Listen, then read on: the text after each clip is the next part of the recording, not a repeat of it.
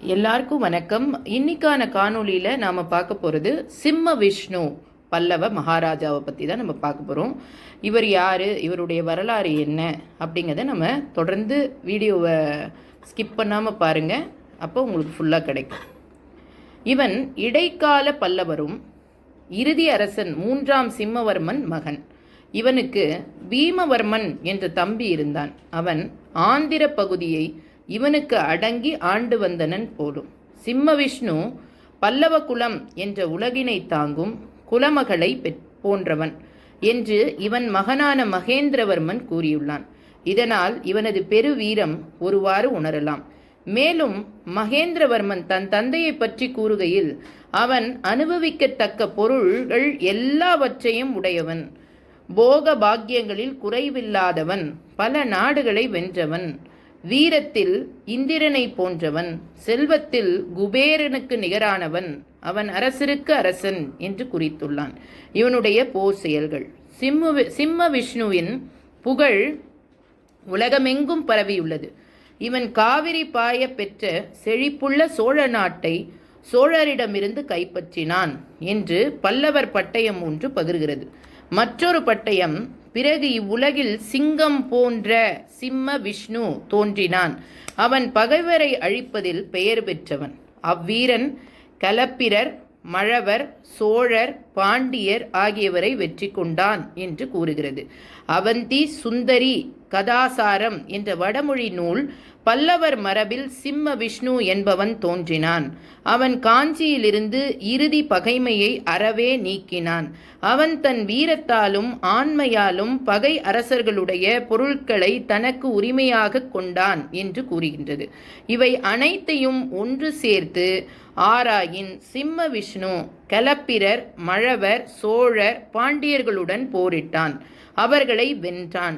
காஞ்சியை கைப்பற்றினான். பல்லவ நாட்டை தெற்கே விரிவாக்கினான் என்பன அறியலாம். இவன் மகனான மகேந்திரவர்மன் ஆட்சி தஞ்சாவூர், திருச்சிராப்பள்ளி ஜில்லாக்களிலும் புதுக்கோட்டை சீமையிலும் பரவியிருந்தது.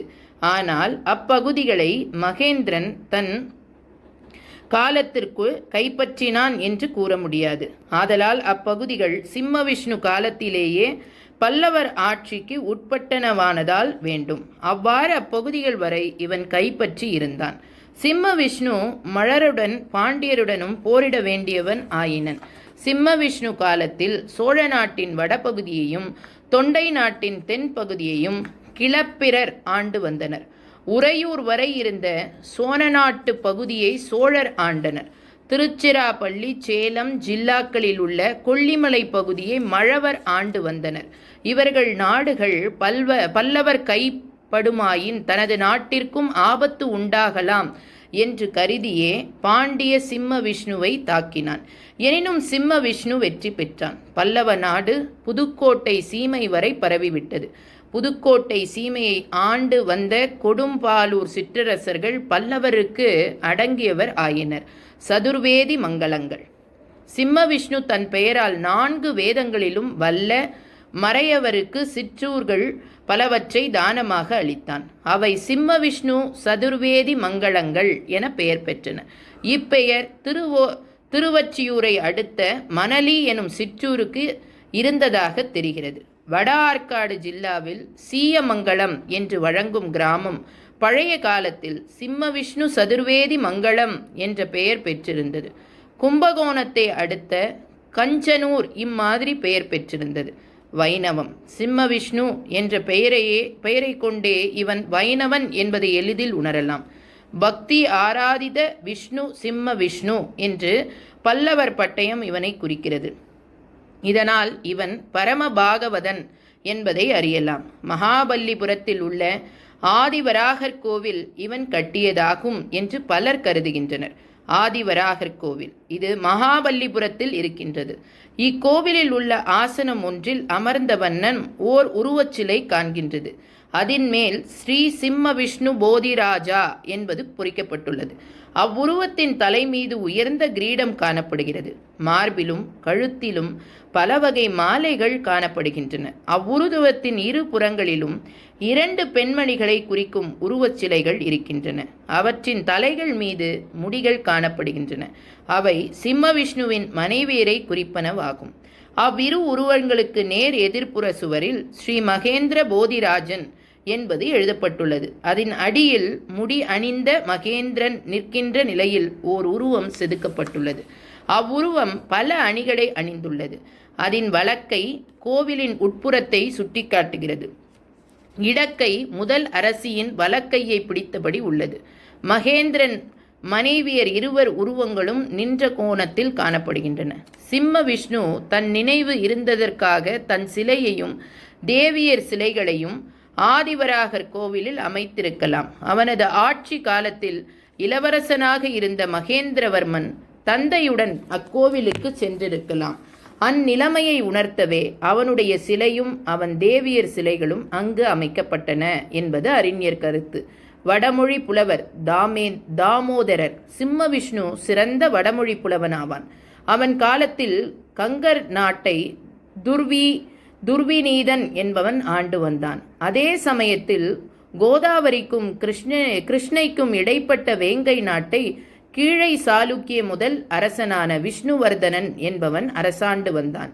அவன் வேங்கை நாட்டை ஆளத் தொடங்கிய காலம் ஏறத்தாழ கிபி 614 ஆகும். அந்த விஷ்ணுவர்தனன் அவையில் சிறந்த புலவராகவும் அவனது நண்பராகவும் இருந்தவர் தாமோதரர் என்ற வடமொழி புலவர் ஆவார். அவரது மறு பெயர் பராவி என்பது. அவர் கங்க அரசனான துர்விநீதன் சிறந்த வடமொழி புலவன் என்பதை கேள்வியுற்று அவனிடம் சென்றார்.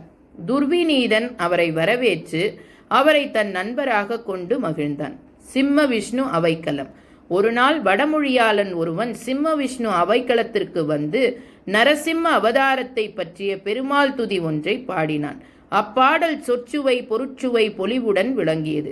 அதனை அனுபவித்து மகிழ்ந்த சிம்ம விஷ்ணு இதனை பாடிய புலவர் யார் எனக் கேட்டான். உடனே அந்த வடமொழியாளன், ஐயனே, வடக்கே அரிய நாட்டு அனந்தபுரத்தில் கௌசிக மரபில் நாராயணசாமி என்று ஒருவர் இருந்தார். அவருக்கு தாமோதரர் என்ற புத்திரர் பிறந்தார். அவர் சிறந்த வடமொழி புலவராகி பராவி என பெயர் பெற்றார்.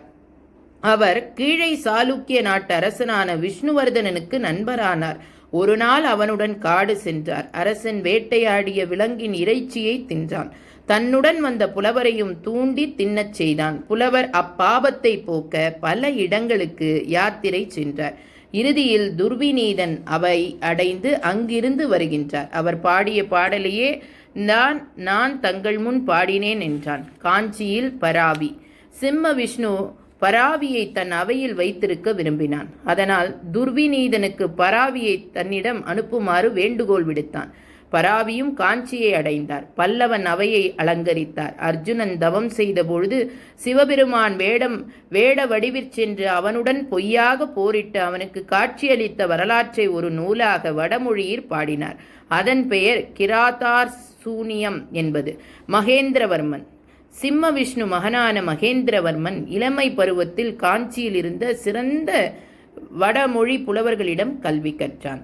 இவ்வளவு சிறப்புத்தன்மை வாய்ந்தவர் தான் இந்த சிம்ம விஷ்ணு பல்லவ ராஜா. மறக்காமல் சப்ஸ்கிரைப் பண்ணி இதை மற்றவங்களுக்கும் ஷேர் பண்ணுங்கள்.